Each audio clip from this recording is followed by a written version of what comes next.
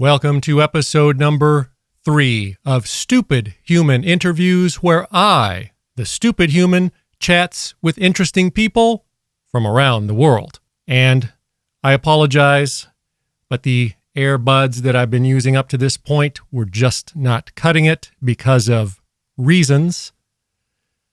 So I am forced to have to do this.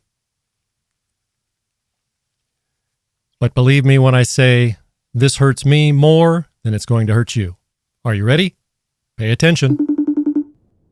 Today's guest is coming to us all the way from England, where he makes YouTube videos about how horrible it is to live there or something.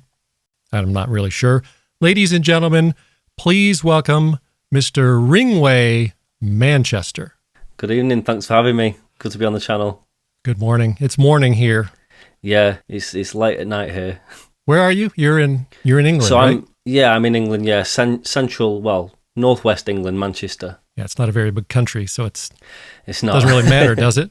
How many time zones do you have? Yeah, one time zone. One. Yeah. Yeah. What is a Ringway Manchester? Is that some kind of euphemism, like a San Diego steamer or a Tuscaloosa dumpling? What is that? Yeah, so Ringway Manchester. So my channel was originally going to be aviation related, and I decided against it. But I'd already named it Ringway Manchester after the airport, so it stuck. And then as I drifted into the realms of YouTube superstardom, like you, although not the same level as you. Yeah, let's not get let's not get crazy. I just kept the name because it was too late to change it. So now I'm just known as Ringway Manchester. It's kind of did the same thing. So we should point out to our dozens of viewers that you are also a YouTuber, and that's how I found you. I started my channel as an off-roading channel, and the name of the channel was after my Jeep, which is called the Nada Rubicon. Yeah. And now I've moved into radios and now into podcasting, and I'm the king of all media practically. And but I kept the same old name. Absolutely. It's interesting how the theme of a channel can switch, because I watched your off-roading stuff straight from the start, and that content that you do now is completely different, and it's interesting how a channel can evolve. But yeah, once you get to a certain size, you have to keep the name, I guess. Yeah, and it's hard to make that switch, because when I started switching from pure off-roading to pure radios, it pissed off all the off-roading people. And they all left, but I made a gradual change, so I kind of mixed it slowly. Yeah, and you blend the audiences, and it works out. It happens every time you make a content change. If you do something slightly different. Oh, the complaints now about me making these kind of videos. Oh, he's never gonna make radio videos again. Yes, I am. You have to branch out, and it's a nice way of introducing different people to the channel, and there's a cross interest between everybody who views, like Josh, Jason at Ham Radio 2.0, you, me. We all have a cross audience, so it's great. Sort of, yeah. So in England, do they sell Jeeps in England? Yeah, but and how old were you when you realized that you wanted to get a Jeep? I would love a Jeep. The main people that drive Jeeps over here are middle-aged, midlife crisis dads and mums on the school run. There's not really much off-roading. The off-roading here. Is there anywhere to go other than just mud to drive in? Yeah. So I mean, believe it or not, so everyone, when they think of England, they think of London. But just a few miles from where I am, we have the Peak District, and then you've got the Lake District. That's mud. And the Yorkshire Peat is Dales. mud, right? Yeah, partially, and rock and limestone, sandstone. I don't have a Jeep. I drive a convertible, so I don't have a Jeep. But yeah, there is a 4x4 community here, but it's mainly around kind of emergency response. So do you know what Raynet is for over there? What is? Raynet. Raynet. R-A-Y. Yeah. Never heard of it. It's basically it's like an amateur radio emergency club. I'm not involved in it, but they basically do sort of life-saving and events to support the hobby, and people over here who have 4x4s do a similar sort of thing, 4x4 response, just in case anything happens, to support the mountain rescue teams. But nothing ever happens. We just get a week of heavy rain. Everything I know about England I learned from watching Dr. Martin, Oh, And yeah. something happens Okay. every week there. People Yeah, are yeah. falling down. It's a Yeah. dangerous place. Yeah, well, our soap operas are all set in the most dangerous places in the UK, but nothing ever happens natural disaster-wise. And Dr. Martin, he's like an extreme of what England's like down in Cornwall. It's not like that here. Not as dangerous? No. So you've never been to England? No. Jesus, God, no. Why? Okay. Why would I want to do that? It's okay. It's okay. I've been to the States a few times. Yeah, it's wonderful here. Yeah. That's why they call it the greatest country in the world. I've even got my NYPD mug as well, and a Patriots Did you get hoodie that as well. when you got and arrested? This was random. Yeah, yeah. They They're gave you talking that? talking about CIA number stations. Yeah, we'll get to that. Yeah. You talk about a lot of radios on your channel. Do you pay for all those radios? So this is where we talk about like a cross audience. So my channel mainly started off as radio reviews, and then I got into the documentary type videos, which I don't enjoy making review videos, and I do make the odd one if a company offers the right thing, but I mainly buy my equipment. So I've got the main shack here, which is like ICOM transceivers and stuff, and I've got like loads of handheld shortwave radios which I buy, but there is stuff that companies send. So like I just recently took delivery of this, which I know you're familiar with. Yeah, I've got one of those. I forget what it's called, but I've got one. Yeah, so I tend to turn a lot of reviews away though, because it doesn't fit with the channel. I get offered some really interesting stuff, and yeah, I prefer to either review something that I buy, or if something really interesting that will maybe support what I'm doing on the channel, such as shortwave, then I'll go into that. But yeah, it's a mixture. I mainly buy stuff now. I pay for more and more of my stuff because I feel sometimes obligated when they send it to me not to rip them to shreds, although I've done that before, but I just have no strings attached when I pay for it myself. Absolutely, yeah. And if I review something, I'll always say that they don't get to have any control over what's said. Yeah. And there's been times where I've been sent something where I've said I can't review it because it's not right. So yeah, I don't want to be one of those channels that review stuff for the sake of it. A shill. Exactly. You don't want to be a shill. I know. Yeah, and I've been accused of that, and I know you have too, but it's not the case. And sometimes it's nice to review things for free because people don't realise the cost involved in running a channel. You know, we a lot of us do this as a hobby. My channel is a hobby, and it has a cost, like I'm sure yours does. So it's sometimes nice to get free things, but only if it's the right thing. Yeah. It does get expensive. I won't get into details, but yes, it does get expensive. How often are you accused of being a puppet for the Chinese government or being a communist because you speak of Chinese radios? And how do you deal with it when they accuse you of such hatred? Yeah, so that happened recently. I did a video last week on the pager and radio explosions in the Middle East. And I had people saying I was a propaganda account, and it's like, now, did they just say, hey, you sound like you might be spewing propaganda, or are you propaganda, or did they just declare? They just decreed. They declare it. Yeah. That's so funny. I'm working for the big propaganda machines. That's a fact. So how do you deal with those guys? Oh, do you just ignore them? I just easy just to remove those comments. It's easier just to remove them, and it annoys them more when you remove them. Well, if they notice that you remove them, because when you remove them, they can still see them. I don't know if you know that. Oh, I thought that was if you hide them. So if you remove the comment, they still see them. When a YouTube creator hits the remove button, it looks like a little trash can, but if you read the little hover over, it says remove. Yeah, when you remove a comment, he can still see it. Nobody else can see it. Oh, right. So unfortunately, it doesn't annoy them as much. That's one of the reasons why I like to poke right back at them and make them look stupid in front of everybody. Yeah, absolutely. That was something I wanted to talk to you about later. But yeah, so I just delete them. I get the odd one where they'll come back and say my comment was deleted, and I'll just delete that one. Or sometimes the best thing to write, and people say don't feed the troll. The best thing to write is there something wrong with you? ? And that really gets them going. But then they come back and they want to have a conversation, and then I'm sure you got to pin them to the top. Pin them to the top so everybody can dogpile on them and let them know absolutely. Stupid Yeah, they are. you're a That's- great source of inspiration for how to deal with those guys. Believe me. I think the word's getting out because I'm getting less and less of those kind of Yeah. comments from some people.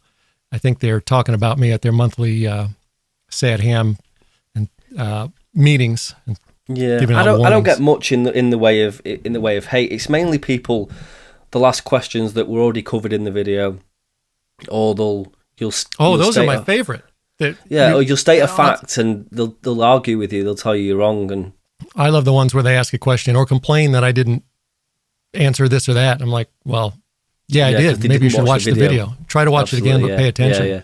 Yeah. But yeah, I do get accused of working for the Chinese government. I get accused of working for and against Russia. I got accused of working for North Korea as one of those propaganda machines. Oh, that's a good one. I haven't gotten that one yet. Yeah, no, I haven't reached that was level. no. I was proud of that. The CIA, all of them, all the intelligence agencies, and all the governments, I am accused of being a shill for and a propaganda, somebody who spews propaganda for them, but it's simply not true. But these I people love it believe when- it. Yeah. They believe it too. I love it when one guy will accuse me of being a liberal, and another one in the same video will accuse me of being a Republican or something. The total opposite, and they're both both decreeing, and they're both wrong usually. Yeah, absolutely. Most of my videos are about GMRS radios. I am, of course, the queen of all that is GMRS. But do they have GMRS over there? Because I know that the Queen of Canada has outlawed GMRS. So, do you guys have GMRS?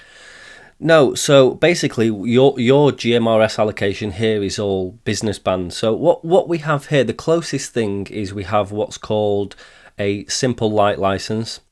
So that is where you pay, I think it's like £75, which is about $60 maybe, and I think you get that for 5 years.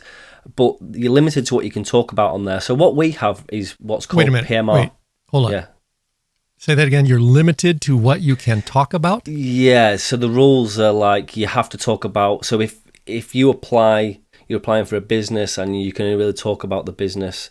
So it's kept in a way. So it's aimed at businesses, and so it's kept like that. They don't want it as a free talking band. But we also have PMR 446, which is license free, but again, there's no repeaters. You have to have your equipment has to do half a watt, so you can't use anything like an amateur radio on there. You have to use sort of type specific devices. So yeah, it's quite strict. So we don't have a GMRS service. There is some old allocations like low band VHF, which is between 66 and 88 megahertz, which some people pirate for sort of general communication, but no, we don't have anything really like GMRS. A lot of people think that PMR 446, which is on 446 megahertz, is like it, but it's really not. It's just a family band. I would say it's probably more like MERS off the top of my head, I think, but yeah, nothing like GMRS, which I wish we had. Isn't 446 part of the ham band? No, so it's a 70 centimeter amateur band in the States, but over here, ours is 433, so 430 to 440 megahertz, and there's repeaters around 433 and things like that.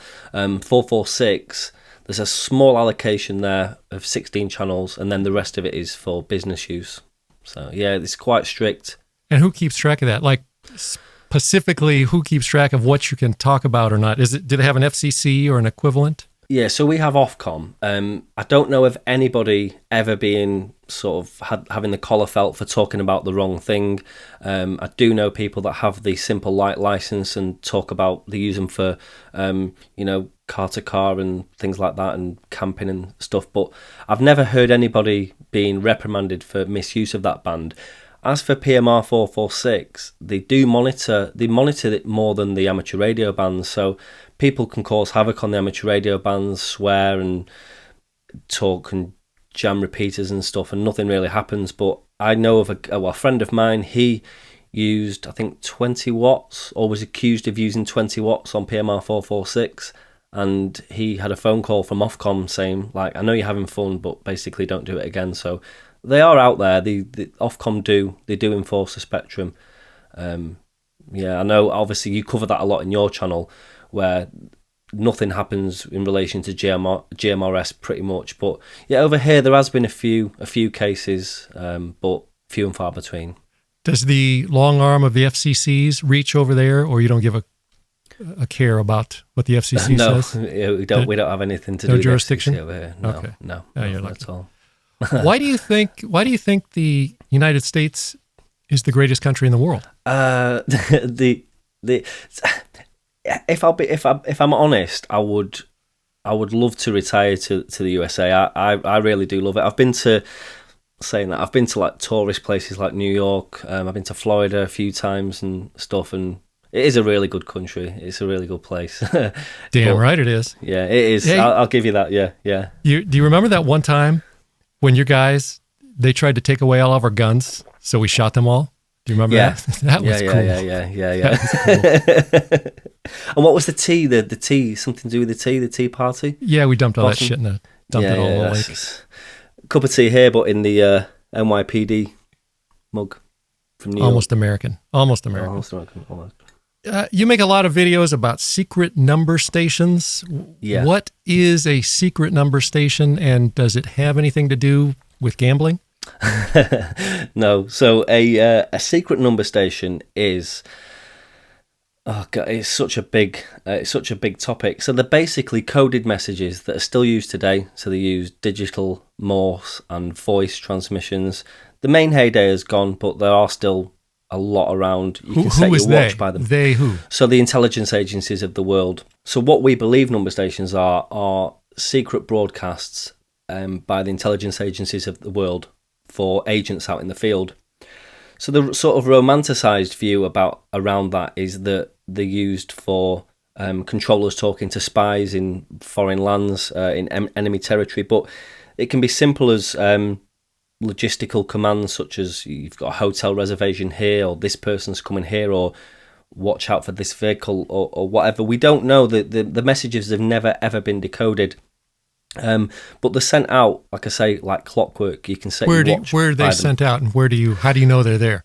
Okay, so I should probably point out that what we think we know about number stations is literally what we think we know. So there's been very little in the way of official nods towards their existence. Some intelligence agencies in court cases have mentioned that certain spies and agents were caught listening to shortwave radio to these number stations. The CIA, I think they released some papers that they'd decoded a Cuban station because it used a decryption key more than once. But other than that, there's no official nod. But basically, it's the intelligence agencies of the world sending coded messages, and they use what's called a one-time pad, which back in the day was on paper or on chewing gum or hidden inside soap. But today, we know pretty much from evidence with the CIA in the Cuban 5 case that they use computers to decode them. But yeah, so you'll have somebody with a shortwave radio or an SDR and a laptop, and they'll listen to a string of numbers or a data sequence or a string of Morse code. They'll log it down, and then they decode it using a one-time pad, which in simple terms is like A equals 1, B equals 2, but it's really a lot further removed than that. But they're just an enigma, because I was talking to somebody about this the other day. I would say they're probably one of the biggest mysteries ever, bigger than like the whole sort of mystery that seems to attach itself to things like Area 51 and all sorts of other conspiracies, because we just know so little about them, and what we know is what we've gleaned from listening to them. And when I say we, I mean people in days gone by that have done all the legwork. But yeah, they were just a crazy enigma, and the fact that you can still hear them now and you don't know what's being sent. So they're sent in the open, just on random shortwave frequencies. Now, do they send them in the open so that they can just pick up any radio and listen to it? It doesn't have to be a special encrypted radio, which could get them in trouble. Is that why they're exactly. in the open? So back in days gone by, you'd have a spy going into a country, and he'd have a briefcase with a small shortwave radio that wouldn't attract any suspicion, and his one-time pad could be hidden in chewing gum, inside a walnut, inside literally anything. They have really ingenious ways of hiding them. They'd go into a foreign country, all they'd have to do is tune in on the radio, make a list of the numbers, and slowly decode it. There was a spy his name evades me now, but he was a Soviet spy that defected to the States, and he spoke about using one-time pads and number stations. And he said listening to a 5-minute transmission of numbers would take around 3 hours to decode. And like I say, it could be anything from, this is the target and you've got authorization to kill this person, to you've got a hire car waiting for you at the airport and this is the number you need to give them. We don't know what the messages entail, but I think that's what probably makes them more intriguing. They're on unlicensed frequencies, so they're just pirates out there? Yeah, so, and back to your original question, they are out in the open, so you can hear the numbers, you can hear the Morse code, you can hear the digital modes, but it's impossible to decrypt them. And they're on all sorts of bands. They're within the amateur bands, they're in broadcast bands. Sometimes they interfere with broadcast stations. So it's just random. It just place.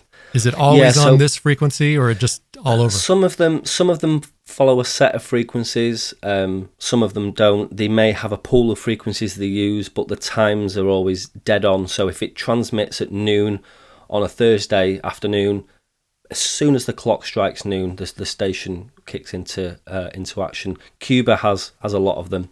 A lot of broadcasts. How do you know they're Cuban? How do you know they're coming? Well, one of the main things that pointed towards this, U.S. intelligence sort of leaked bits of information to this, but basically we think that they share. The Cuban station HM01 shares its transmitter site with Radio Havana, Cuba, because sometimes they'll transmit the other station's traffic. So Radio Havana, Cuba programming has been heard on the schedules that belong to the Cuban number station and vice versa. Or sometimes the number station will stop mid-broadcast and Radio Havana, Cuba programming will take over. It's quite a clumsy station, the Cuban station. Yeah, they can't even do that right. No. There's been some really interesting ones. There was a Cuban one called the Boardman, which he basically was a live operator that was like 0, 2, 1, right, really slow. You could hear him like cough and all sorts. And yeah, a lot of them use automated voices, but in the past we've heard telephones in the background, people speaking in the background, coughs, sneezes. Just some guy in his kitchen doing it. Yeah, it could be, yeah. I mean, there was rumours that they were related to drug traffickers, deep-sea fishing vessels, UFOs, all sorts of crazy conspiracies, but all the evidence seems to support the clandestine intelligence link. Is it true that your queen makes you pay for a license to watch TV? Yeah, so I'm actually working on something to do with this, because you mentioned me in one of Josh's live streams a while ago, and I thought I must make a video on that. So yeah, here we have to pay a TV license. So now, it started in return for that. Does that mean you don't have to watch TV commercials? No, it's a really archaic, and yeah, my American viewers, they can't get their head around this, which is why I'm trying to make a video on it. Basically, the BBC, the British Broadcasting Corporation, is the one that we need to make that clear. If you go and Google that, just type in British Broadcasting, what'd you say, service channel? Corporation. Because here in the U.S., if you Google BBC, you're going to come up with possibly something different if your safe search isn't on. Don't ask me how I know that. I won't ask anymore.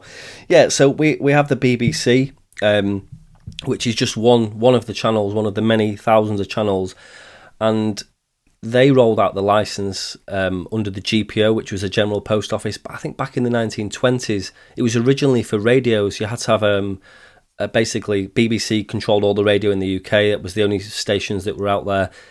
So they introduced this license, which you paid, and then it rolled over into TV. And even up until I think the 80s, I think VCRs had to be licensed as well if they were used to. I need to check that, but yeah, they're used to watch. I think there was something to do with VCRs, but it was rolled out by the BBC, and of course, all the other channels came along, and the BBC TV license never left, and it's their main source of revenue. So basically, they don't show advertisements where the other channels do, but you have to have a TV license. The rules, it's an act, so the rules basically state that if you're watching live TV, any live TV, whether it be through streaming, through satellite, or terrestrial TV, you have to have a TV license, and they enforce it. A lot of people say that there's these detector vans which aren't real, but they are real, and it is enforced. Again, I know somebody that was taken to court over it. How many guys per year get taken to court over it, and then what happens in court? Well, I think the person I know got fined like £50, so it's not a lot. What is that in real money? Maybe $45, $50, something like that. Okay. In that monopoly money you guys use. Yeah. Yeah. So, but it is enforced. It's mainly nowadays used as propaganda. So, like before the Olympics, in Paris, there was news stories that went out saying if you're watching the Olympics without a TV license, there's vans around, and there was photos of the vans and stuff. But well, wait a minute. It's very hard to. All right. Yeah. So there's vans around. So in the U.S., there's the rumors of the FCC vans, which do exist, but they're hardly ever used. And those go and they can track down somebody transmitting. But as my viewers who are sharper than the average viewer know, televisions don't transmit. So how did they track that down? How does that work? So nowadays there is talk that they can still track certain emissions from a television, but there's been studies into it that say that they're very weak. So I don't think it's used now. But when you had like CRT televisions and things like that, they had something inside them called a local oscillator, which is I'm not a technical person, but basically that transmitted a signal which could be heard outside of your house within a TV van, and it could be triangulated, and basically they had steerable antennas to the point where they could see exactly which house a television was in because of the local oscillator noise. And radios had the same thing, a local oscillator inside that was transmitting an audible signal. I think it was around 30 or 40 megahertz. Again, don't quote me, but yeah, so that's how they did enforce it. And there was plenty of enforcement actions back in the day, but the main point of it was let's say they send the van out around North London or around Manchester, and they would see a sharp increase in people signing up for a TV license. So it was more of a propaganda thing. But yeah, the vans did have equipment in, and people have been taken to court, and it's still used to scare people today. And they do send people out knocking on houses and things like that. How much does a license cost? I don't know. I pay mine. Wait, you don't know? It's around. I just pay it's on direct debit. I think it's around £13 a month. See, we make fun of that, but I pay YouTube TV, I don't know, $75 a month or some outrageous fee, and then I got to pay for my So you see, we don't watch much live TV. We stream and watch box sets and things like that. But if they knock on the door, and they'll just knock and knock and knock. They keep coming round, and if I open it and say no, I don't stream TV, they can see a huge 80-inch TV in the lounge through the window. There's a TV aerial on the roof, and it doesn't take much to look up my name on list of television providers to know that I have a set-top box downstairs. So it's not worth trying to argue. And as I say, I do know that they go around knocking on doors and sending threatening letters, and so it's just not worth it for £13. Yeah, that's what they want you to think. It sounds like they've got you brainwashed. What is a M3HYY? HHY. M3HHY. Yeah. Wait, you said HH? It's pronounced H. You guys don't know how to speak English. Yeah. I just hope everyone can understand my accent as well. Yeah. We like the Ringo accent over here. So what is the M3HHY? A few people have made the Ringo comment, but he was a Scouser and I'm not. That's like 30 miles over to the west. He was a what? A Scouser. The hell is Scouser? For somebody from Liverpool. So I have a Manchester accent, and then Liverpool's like 30 miles away to the west. You guys all sound the same to me. They Stop avoiding the question. What is the M3HHY? No, this is one of the questions I was hoping to dodge because I know you don't agree with this, but that is my amateur radio license. So you enjoy chatting with anonymous men around the world? No. I think you then why did you get a license to allow you to do it? This microphone here actually has a layer of dust on.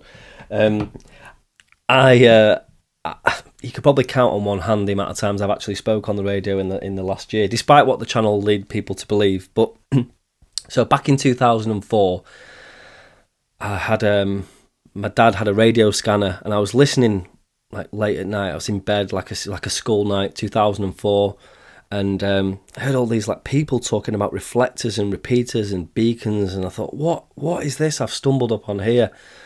And I was listening to them. I'd like listened till like the early hours of the morning before I got a life, and I just listened to these people thinking, what is this? And eventually somebody else came on unlicensed and asked this person that I actually became good friends with in the end, like, what is this all about? And she said, oh, it's amateur radio, you know, you shouldn't be on it, you need a license, blah, blah, blah. So I thought, oh, I wouldn't mind getting a license. And I got the license, mainly to learn about it and to sort of speak to people in the area. And it was good back then, but now it never gets switched on. I'm you know, there's probably people watching this thinking traitor, but amateur radio, I never really go on the air these days. I never speak on shortwave on HF either. It's easier just to use Grindr. Just use the Grindr app. Grindr, absolutely, yeah. All of those questionable apps. We talked just a second ago about your Ringo Starr accent. Yeah. And over here, I think in general the chicks really dig the Ringo accent. So if I were to go over there, with someone talking American like me, would that turn on the chicks? Yeah, absolutely. Yeah, it is. It's affecting me now, really. As we're talking, it's turning you on. Yeah, absolutely. I do that. Yeah, I'm joking. So we have. I suppose for the size of the country, we have a lot of dialects, and a lot of them are quite. How striking. Is that cultural diversity working over there? All those new dialects. Oh, what do you mean by that? Cultural diversity, all the new people bringing in their cultures. Are we treading on dangerous ground there, or? I'm not. I don't know. Yeah, it's good. It's great. What do you think about those exploding radios over there in Sandland? It's really interesting. It's again, we talk about people arguing. It was an unprecedented military action. It was some James Bond. Yeah, and everyone's like, oh, it's Mission Impossible stuff. Yeah, everyone's like on the keyboard, it's not unprecedented. They blew someone's phone up in 96. I'm like, yeah, but they didn't blow hundreds of pages, thousands of pages up, and people just want to argue. But yeah, I thought it was, regardless of what you think of what's going on over there, I thought it was, from a military intelligence point of view, it was unbelievable. It was. Yeah, it was. We still don't know how it was done. Everyone thinks I read that it took experts. over 15 years for them to plan it. They started planning it 15 really? years ago. Yeah. Wow, that's a big operation. Crazy. Yeah. It was. I mean, like I say, regardless of you taking political thoughts and feelings out of it, it was a hell of a military operation, and that, yeah, unbelievable. It was it was unprecedented. Nobody's ever seen anything like it. And then they did it again the next day. And they did it again the next day. I was almost expecting something the following day, but I was waiting for the toasters. Yeah, the microwave ovens. Yeah, because there was talk of like bikes, some solar equipment, laptops. Right. It was more than just the radios. More than just the radios in the pagers. I think maybe if like sort of Middle Eastern intelligence that's opposed to Israel gets hold of some that are unexploded, they may be able to look deeper into what happened. But yeah, it was interesting. Yeah, I've never seen anything like it. Why were you so afraid to talk about the cultural diversity a moment ago? Because you made a lot of videos about the secret number stations and stuff, and other cloak and dagger stuff, like the radios and the pagers exploding. So what's the most crazy thing that you've heard with the number stations or on the radio in general? So there's been some really interesting things. There was one was a story I looked into where a number station was replaced with a phone number, which if you rang, it gave a message, and it was leaked into a magazine a few years ago, and people started to ring it, and then there was another message put on saying, don't call this number, and then the line was engaged, and it was rumoured to be something to do with the Ministry of Defence. And then I had some anonymous emails from this guy who gave me more numbers and said, you might want to check my credentials with such and such a journalist to show that this is real, blah blah blah. And yeah, that was quite an interesting story. I never got to the bottom of that.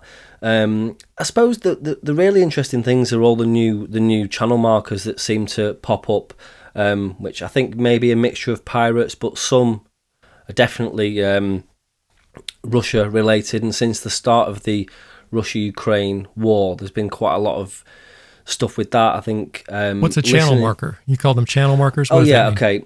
So have you heard of the buzzer? The what? You've not heard of the? Do you watch the channel? I watch all of your videos religiously. Everybody watches all of my videos. I have seen several of your videos. I have never. Okay, I've never heard of that. What did you say? Yeah. Say it again. So the buzzer, Buzzer? the buzzer, BUZZER.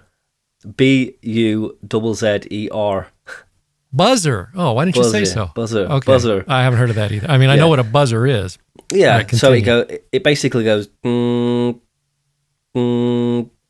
virtually 24/7, and it's a marker to keep a military frequency clear. And when the buzzing stops, there's all these rumours that when the buzzing stops, nuclear Armageddon's going to happen and all sorts of stuff. But basically, when the buzzing stops, a voice message, a Russian call up is sent out, and it's that's the I think it's the Western Military District in Russia. They use that, so they use channel markers to keep frequencies clear, because obviously they transmit in both licensed and unlicensed bands and broadcast bands, utility bands. So they keep these channel markers active to basically keep the frequency clear from use. So new ones of those pop up all the time.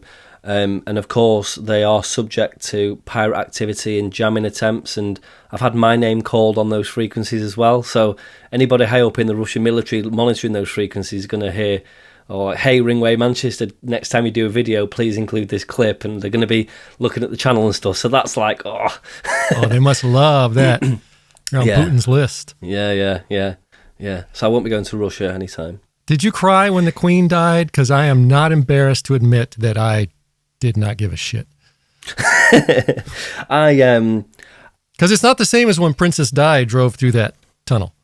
Yeah, no, it's not the same. It's always sad when a little old woman that looks like your nan dies. Yeah, I didn't mind the Queen. She was okay, and it was a shame when she died. But yeah, Does she have any real power? Why not just her, the old man that's the king now? Why do you need a king? Because they don't have any power, right? They just own all the jewels, and yeah, they're I inbred think- for thousands of years, and are and they the doing you any lizards good? as well, aren't they? That's another thing. The lizards. I've read that. I've seen that on I've X. read that too, yeah. They're lizard people.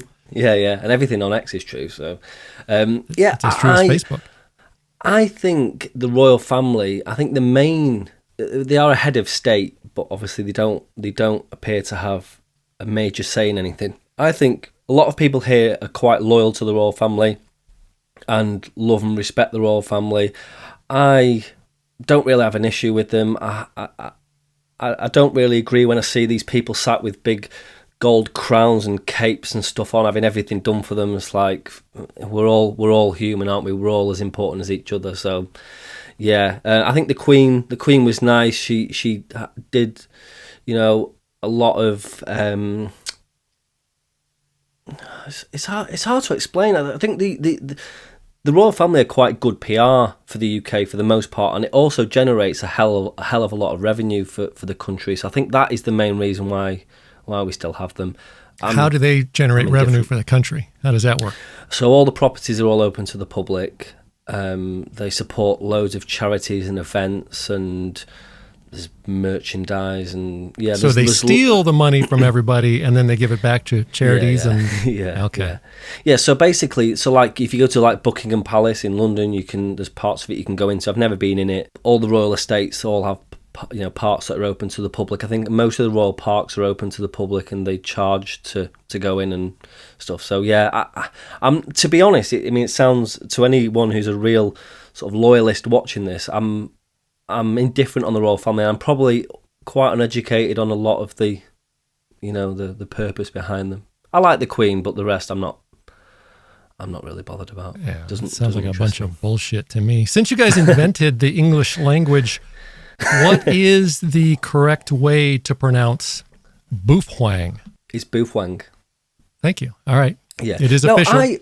I always get jumped on for this. I mean, my channel was one of the really early channels, sort of back in the mid 2000 teens, to be doing Bofeng videos. I just said Bofeng because you said it I'm wrong. a Manc. I have a Manc accent. Bofeng. A lot of people say it's Baofeng, Baofeng, Wrong. Boofeng, but your Japanese neighbour said it's Boofeng. Yeah. My Japanese neighbor, Of course, yeah. said it was pronounced Boofwang. So. Yeah, and I agree. So yeah, yeah. How many Boofwangs do you have? You know, I've had hundreds over the years, but I don't own a single Baofeng, Boofwang at the moment. Because they all died, or you gave them away? Were you worried about the spurious RF emissions? You know what? I gave them away, and it was quite funny. I gave a guy my last one a few months ago. I bumped into him and said, "Oh, my radio's broke." I said, "I've got one you can have," and it had been in the in the garage for probably in the 3 years. In the garage, Garage. Okay. Yeah. Or shed. It'd been in there for like 3 years, and it's still switched on with a full battery. Now you can't say that for like a Yaesu VX7. They keep going and going.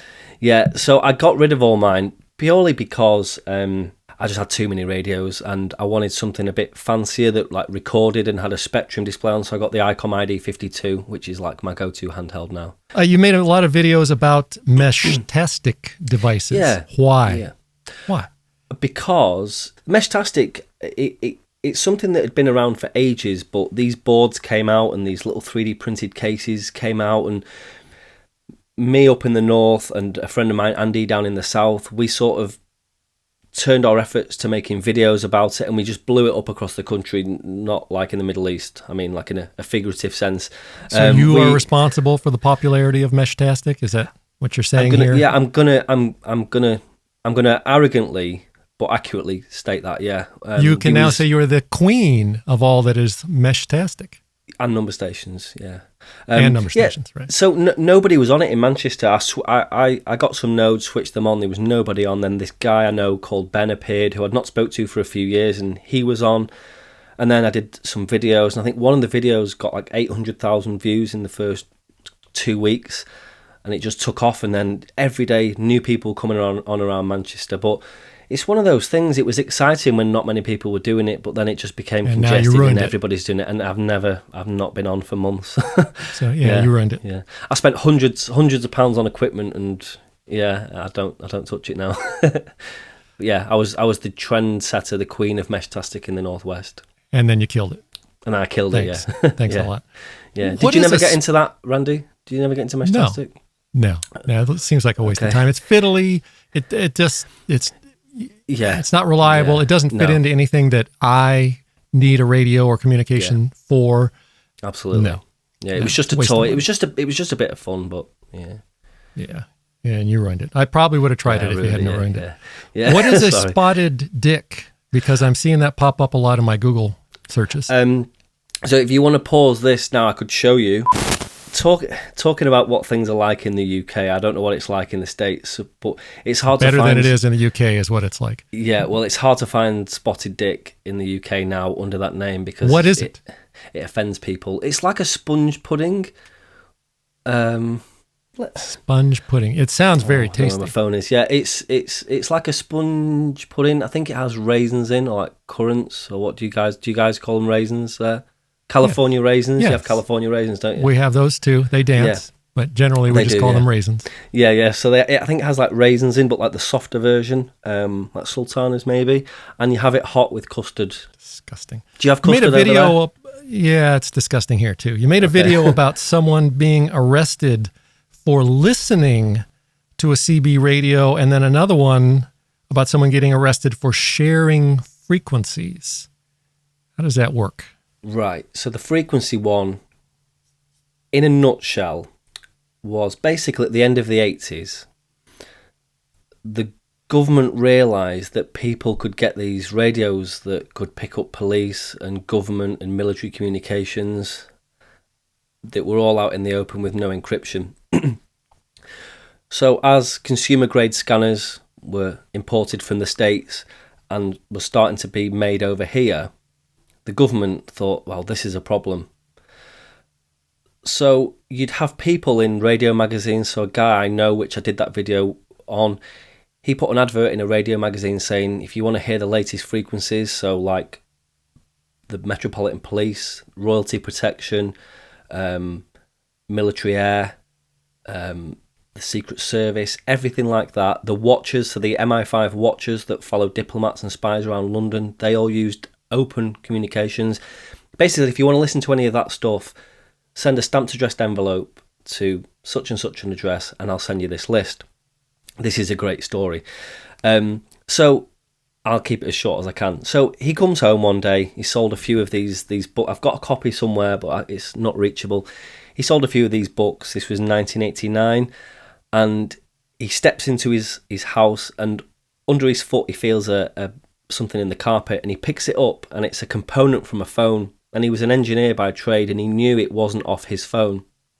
I think it was an American part, and he had like GPO telephones, but he didn't think anything of it. And it transpired that his mail was being intercepted, and it all came to a head when basically two people from the Secret Service knocked on his door and said that they'd found one of these magazines with the frequencies in a terrorist group's car, and basically said, "You're not to publish it anymore. That's the end of it. We know you're just a hobbyist and you want to make a few pounds, but don't publish it anymore." And it became law that, well, further back than then, but it became law that you weren't to listen to anything that wasn't intended to be listened to. So, and that law is still in place now. So listening to aircraft on paper is against the law.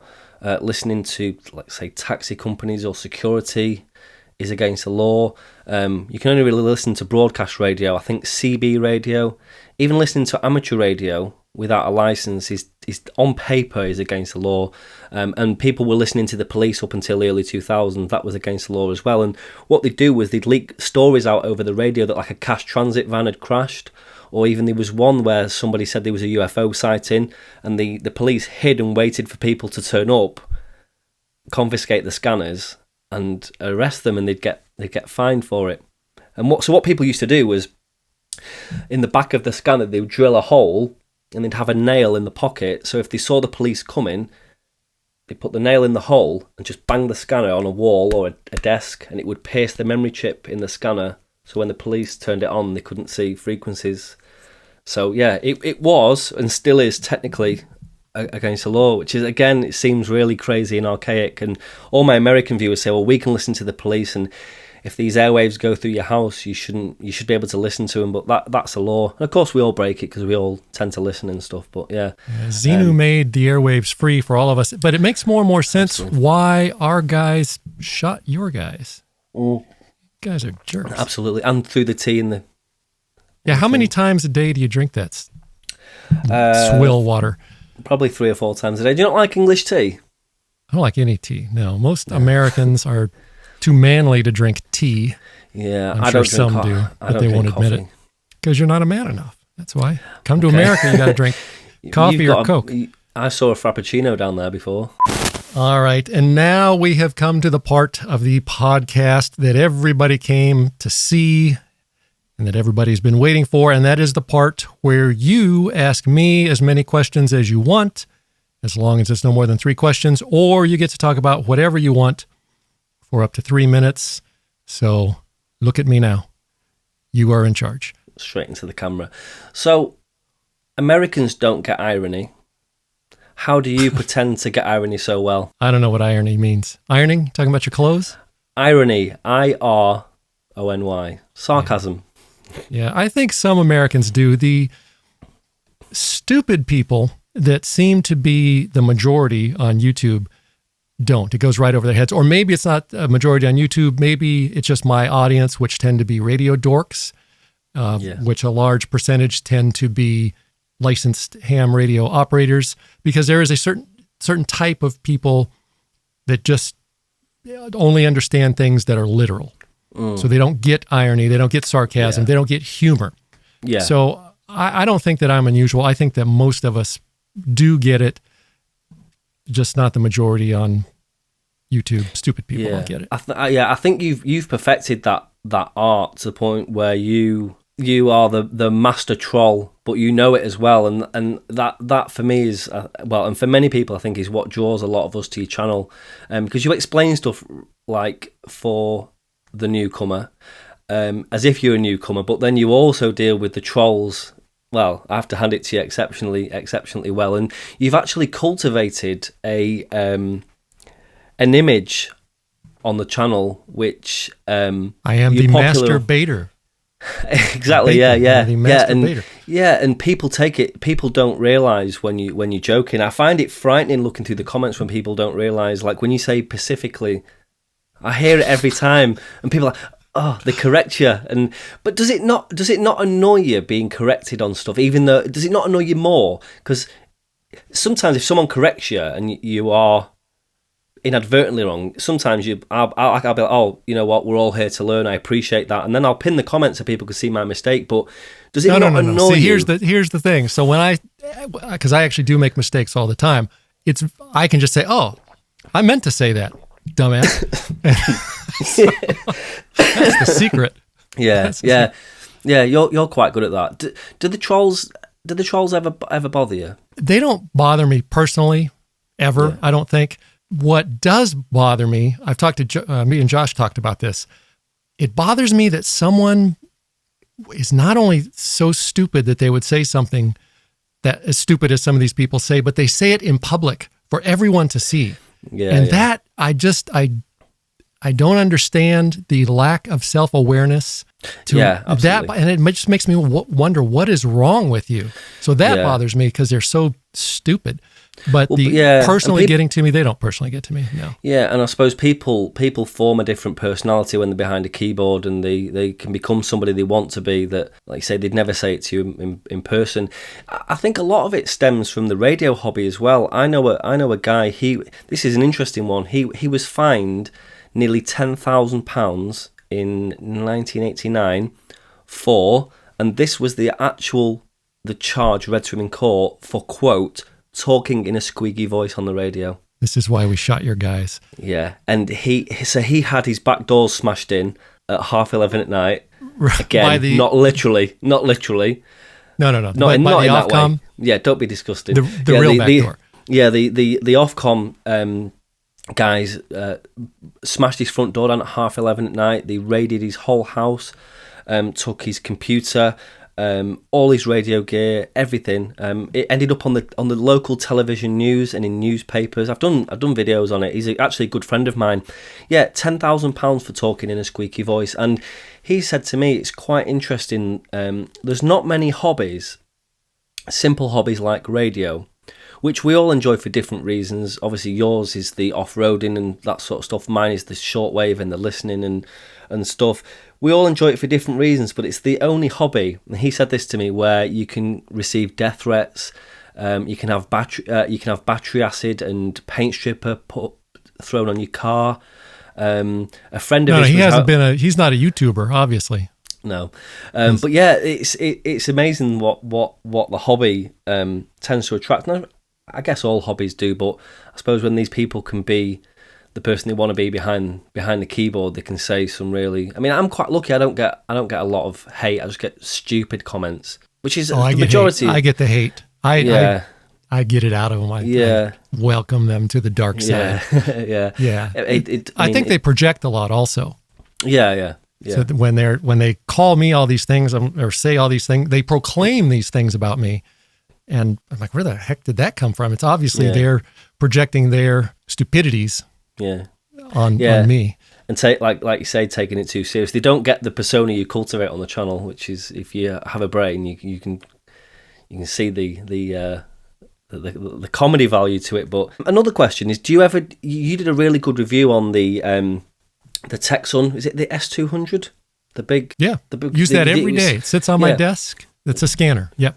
Oh right, okay. So do you ever listen to shortwave radio? Oh wait, I'm sorry. No, I thought you were talking about the SD. Oh no, sorry, not the Uniden. No. You had the big the Eaton Elite 750. The box is right there. That's the box right there. What about it? Do you ever listen to the shortwave bands? And No. I have a new radio. I haven't done the review of it yet. The small handheld. It's not small, but it's got the SDR readout, the SDR radio, and so I've been listening to that a little. Yeah, I saw you had a video about it. This one. That one. Yeah, it's a nice radio. Yeah. So I have that I've been listening to a little. I listened when I got this Eaton 750. I listened to it for a while. I was looking for some of those number stations. I didn't have the patience, and so I'm not a radio dork like you. I'm a radio dork. Yeah, Does that cause offence when you call us radio dorks? It doesn't offend me. Does it offend you when I call you a radio dork? Because I'm nerds, or like a radio loser. I am probably. It's all the same thing. Yeah, and again, when you call it somebody when you're on a radio channel yourself and they don't get it, it's soul destroying, isn't it? Yeah. Another question I had. I know we're over the limit of 3. I'll allow it. What do your family and friends think of your YouTube channel, and do they watch, and are they supportive?